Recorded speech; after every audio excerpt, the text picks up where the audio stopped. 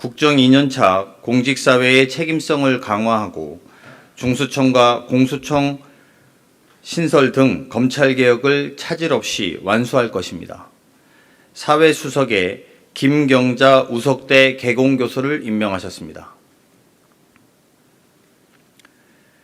김경자 수석은 약사 출신의 보건의료 전문가이자 노동운동가, 시민사회 활동가로서 우리 사회의 변화를 이끌어온 리더입니다.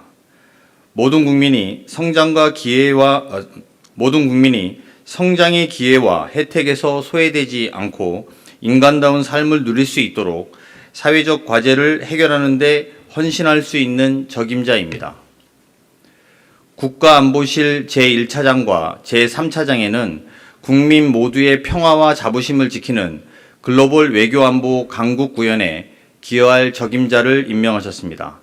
국가안보실 제1차장 겸 국가안전보장회의 사무처장은 강건작 미래국방전략위원회 위원입니다.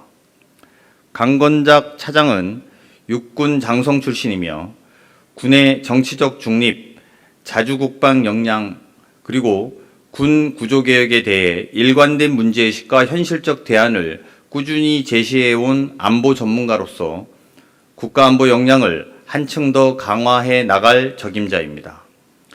제3차장은 송기호 현 국가안보실 경제안보비서관입니다. 지난 1년간 미국 관세정책 변화 및 중동발 공급망 리스크 등 급변하는 통상환경 속에서 중추적 역할을 수행했습니다. 앞으로도 경제안보 정책의 연속성과 안정성을 유지하면서 새로운 안보 위협에 능동적이고 기민하게 대응해 나갈 것으로 기대합니다. 정부는 앞으로도 국민의 삶을 지키는 민생정부, 흔들림 없이 일하는 정부의 책임 있는 자세로 국정을 임해 나가겠습니다. 감사합니다. 수석님들 들어가신 대로 질문.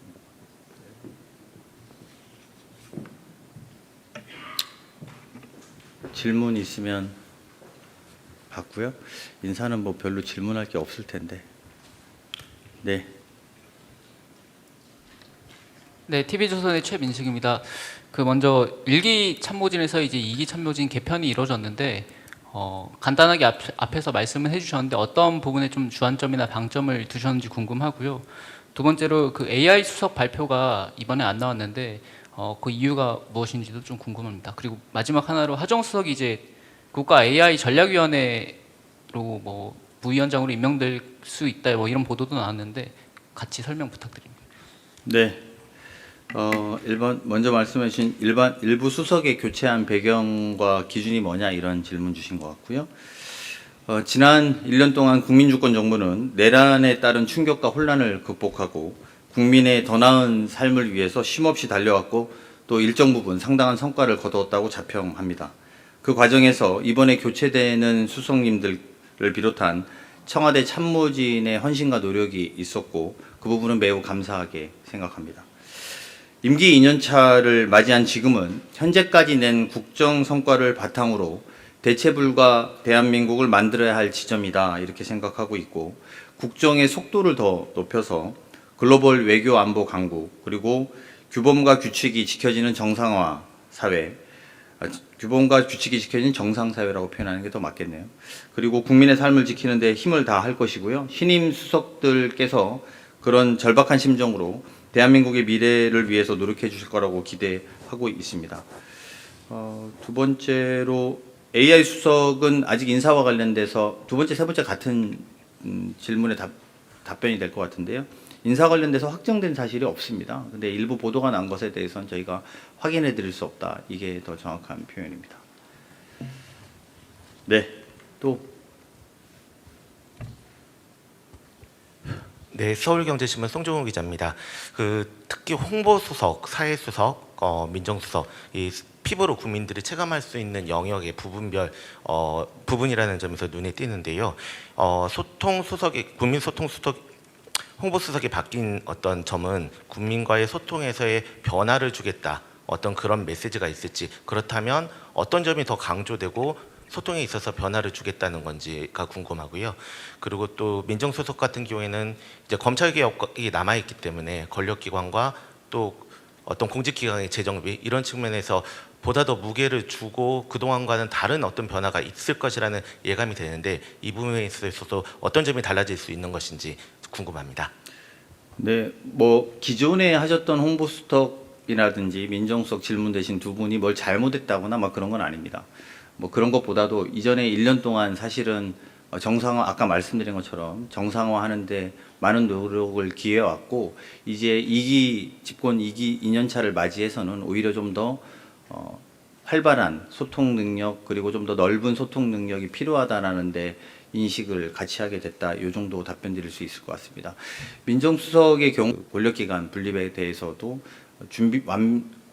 완성시킬 수 있는 적임자라고 판단했다는 점에 주목해 주시면 될 것 같습니다.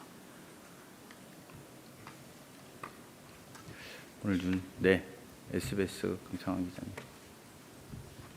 예,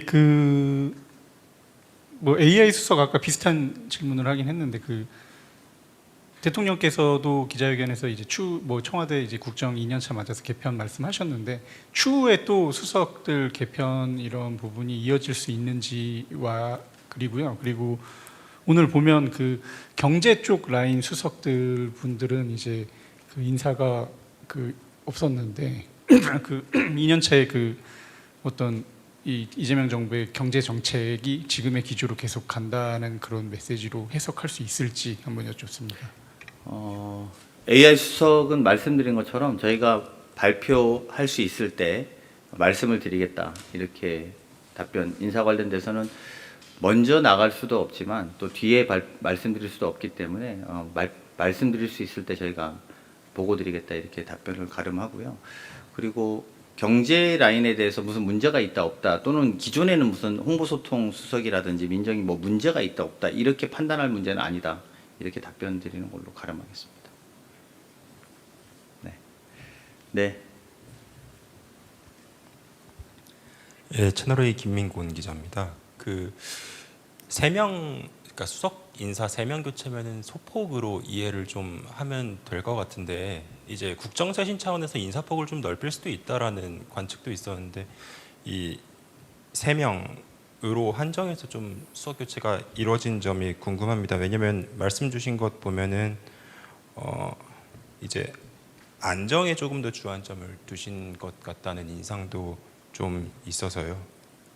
그거는 잘못된 해석 같습니다. 왜냐하면 AI 수석이 공석이기 때문에 채워질 거니까 사실상 4명이라고 봐야 되고 국가안보실도 청와대에서는 다 수석에 해당되기 때문에 총 6명에 해당되는 거고 이건 전체의 3분의 1이 좀 넘는 숫자, 2분의 1 가까운 숫자입니다. 그래서 청와대 수석에서는